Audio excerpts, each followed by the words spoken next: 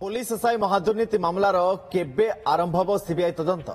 एपटे गिरफ 123 अभियुक्तों भितर 114 अभियुक्तों कोर्टरू जामिन मिल सारी एपटे किंतु घटनार एजाए पर्दाफाश कर पारनी क्राइमब्रांच यार भितर मास्टरमाइंड शंकर पृष्टि बाबद भी कौन टेर पाई पारनी तदंतकारी संस्था जामिन पाई 114 जन होती टंका बदल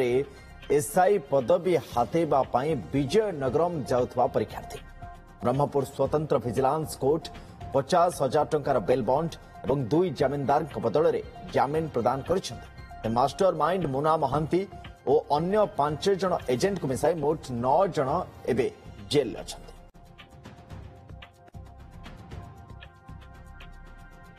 चंदन पाइकराय आम सहित जोड़ी चंदन ये मामला भी से अन्यतम विभिन्न मामला भाया हो जाऊँगी जो थे कि आम देखुचे किछि दिन चर्चा तापरे विराम तापरे पुणी कोर्टर ट्रायल तापरे बेल भी मिल जिबा एवं धीरे धीरे लोक माने एमती घटना को भूली जिबा ये प्रक्रिया आरंभ हो गला ये मामला रे जे मुख्य ताकू वर्तमान जाए पुलिस धरी पारनी ये मामला रे सीबीआई तदंत हम सी के हम सी भी जना ना ये मामला रे से 114 जन जो माने से दिन धरा पड़े 117 भितर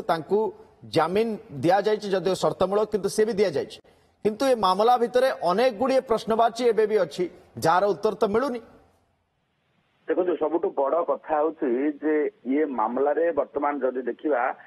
तदंत हठात कहीं बंद हो गला जदि बा राज्य सरकार सुपारिश कर सीबीआई तदंत सीबीआई तदंत एपर्यंत आरंभ होना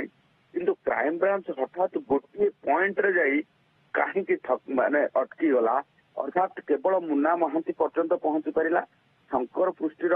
कौन वर्तमान स्थिति और शंकर पृष्टि केउठी शंकर पृष्टि कहीं हाथ मारी पारा ना क्राइम ब्रांच ओपीआरपी को कहीं पक्षभुक्त कर पारा ना ओपीआरपी को कहीं तदंत आरंभ करागला ना एपर्यंत सिलिकन टेक क्या पचरा उचरा करागला कि नहीं सिलिकन टेक कहीं अभियुक्त भाव ग्रहण करा सिलिकन टेक को कहीं दायी करा परीक्षा परिचालन भावे जो रही टंका दे पुलिस एसआई पदवी किणा जाउथला जो सिलिकन टेक को जेहेतु टेंडर दिया जाइथिला जेहेतु आईटीआई लिमिटेड सिलिकन टेक को टेंडर देवा कथा ओपीआरपी भी जानिथिला किंतु ओपीआरपी कहूची जे ये कॉन्सेप्ट को सबलेट रे दबा कथाटी से जानि नथिले तेणु सिलिकन टेक ए कथाटी काहे कि बिना कागज पत्र रे कॉन्सेप्ट को देथिला ए कथार से दायी ये घटना को पूरा देखिले कोठी बड़ बढ़िया लोक बड़ जो रही माछ ए संपृक्त अच्छी एवं क्राइम ब्रांच एक कथा जानी सारी दीर्घ 10 वर्ष धरी सिंडिकेट चलुला तेणु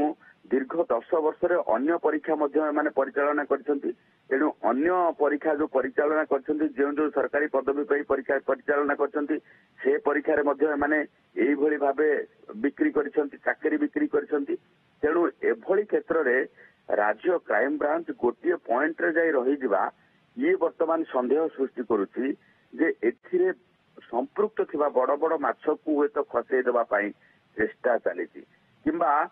सीबीआई जेतेबेले तदंत सुपारिश करा जाइति सीबीआई जदि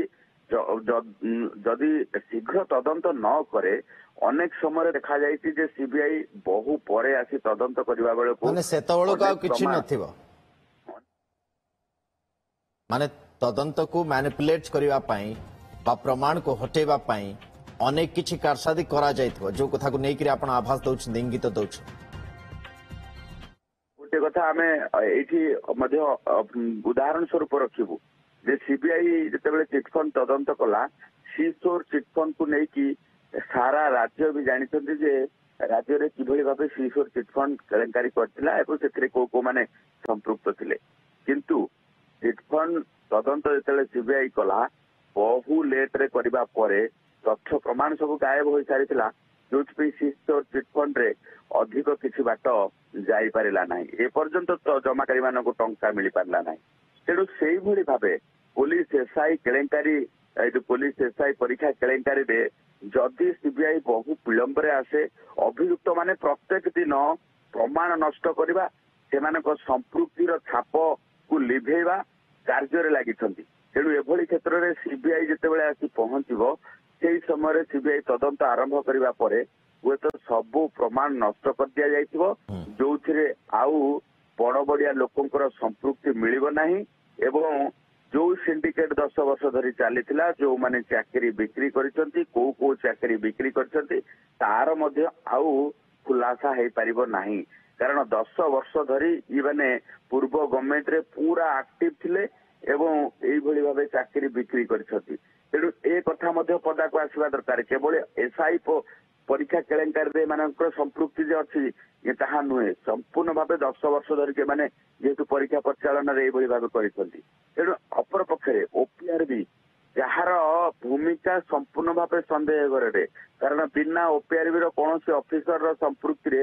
25 ଲକ୍ଷ ଟଙ୍କାର ଚାକିରି ବିକ୍ରି କରାଯାଇପାରିବ ନାହିଁ ତେଣୁ ଓପିଆରବିକୁ ସିଧାସଳଖ ଭାବେ